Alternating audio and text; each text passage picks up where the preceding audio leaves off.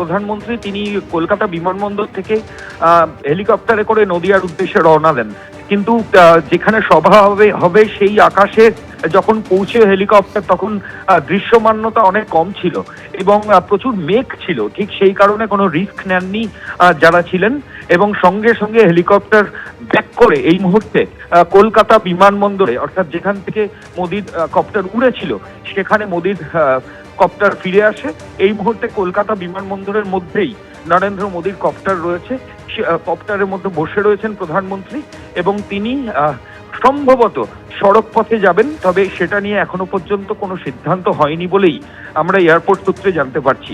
কিছুক্ষণ আগে নরেন্দ্র মোদির হেলিকপ্টার সেটা নদিয়ার উদ্দেশ্যে রওনা দেয়, কিন্তু আকাশে দৃশ্যমানতা কম এবং খারাপ ওয়েদার থাকার কারণে কোনো রকম রিস্ক কিন্তু কেউ নেয়নি। সঙ্গে সঙ্গে প্রোটোকলের যে নিয়ম সেটা মেনে হেলিকপ্টারকে ফের কলকাতা বিমানবন্দরে নিয়ে আসা হয় এবং এই মুহূর্তে কলকাতা বিমানবন্দরেই প্রধানমন্ত্রী নরেন্দ্র মোদির যে হেলিকপ্টার সেটা রয়েছে, হেলিকপ্টারের মধ্যে বসে রয়েছেন প্রধানমন্ত্রী। তিনি সড়ক পথে যাওয়ার একটা সম্ভাবনা জোরালো হয়েছে, তবে সেটা নিয়ে এখনো পর্যন্ত কোনো সিদ্ধান্ত হয়নি বলেই বিমানবন্দর সূত্রে খবর।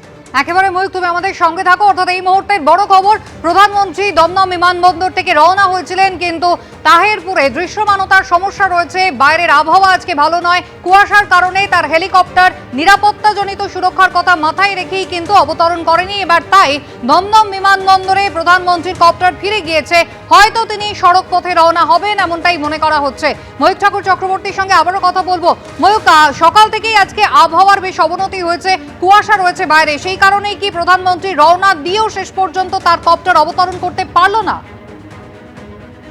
এখনো পর্যন্ত আমাদের কাছে যে খবর রয়েছে তাতে এটাই জানা যাচ্ছে যে দৃশ্যমানতা কম থাকা, খারাপ ওয়েদার, সেটার পরেও যারা হেলিকপ্টারে করে প্রধানমন্ত্রীকে সভার দিকে নিয়ে যাওয়ার একটা চেষ্টা করা হয়েছিল, কিন্তু নদিয়ার আকাশে যখন হেলিকপ্টার পৌঁছায় তখন দৃশ্যমানতা খুব অন্যরকম জায়গায় চলে যায়, ভিজিবিলিটি অনেক কমে গেছিল।